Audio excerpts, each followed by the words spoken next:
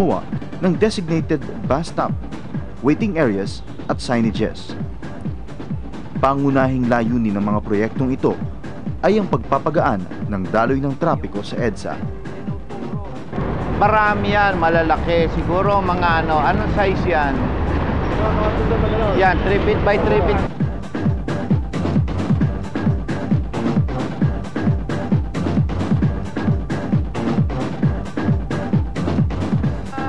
Magsasakay. Iminungkahi rin niya ang paglalagay ng karatula sa daan at sa loob mismo ng provincial buses para magpaalala sa mga mananakay kung saan ang kanilang tamang babaan pagdating sa Maynila. Sige. Ligyan natin yung mga bus siguro ng lahat ng provincial bus. Ito ang advice sa kanila, ito ang mga babaan nila.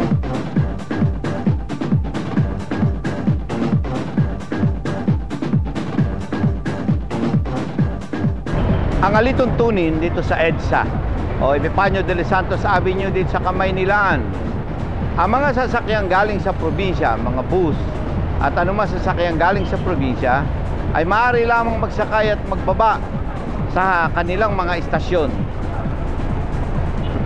Subalit sa kahilingan ng mga pasaheros natin at ng mga driver ng ating mga public utility vehicles na ito, ay nagtalaga kami ng 5 lugar dito sa kahabaan ng EDSA na kung saan lamang maaaring magbaba at magsakay ng mga pasahero ang mga galing ng probinsya. Ito isang lugar na yon na sinasabi natin na Provincial Buses Loading and Unloading Station. 5 lugar ito sa Kamaynilaan. Sa pamamaraan na ito, ang mga bus natin na galing probinsya o provincial buses ay hindi maaaring tumuntong sa yellow lane. Dito sila sa 3rd lane, sa pangatlong lane o sa gitnang lane ng EDSA, kung saan ay baka karating sila dito sa mga provincial buses loading and unloading station na ito.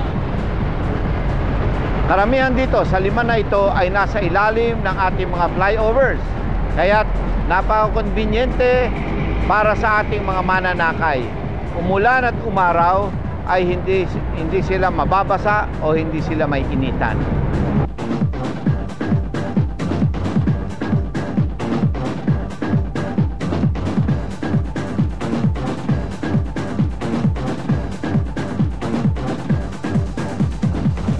Itong ating provincial buses loading and unloading, okay ba sa inyo? Okay naman po sir, kasi pero merong mga pasahero sa hindi po nakakaintindi. Pero pagpilitan sa mga pasahero na dito lang sila dito lang kayo pwedeng tumigil, sabihin mo sa kanila.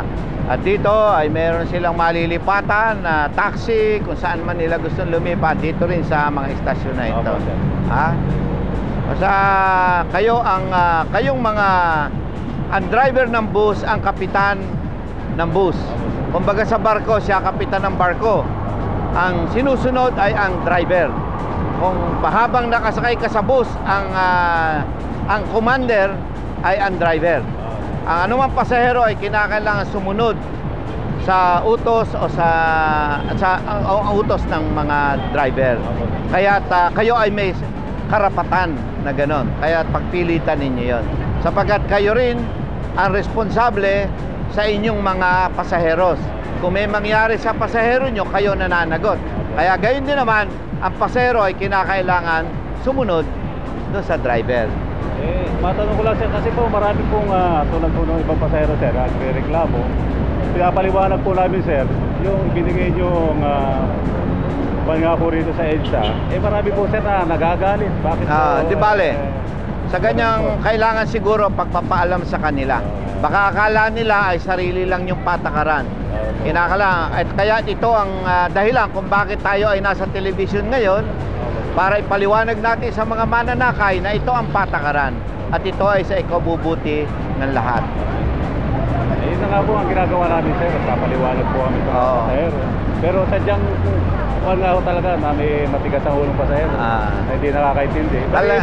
Talagang ganon. Pero pag naunawaan nila ang kahalagahan nito at ang benepisyo nito, palagi kayo magbabago rin ang isip yung mga yon.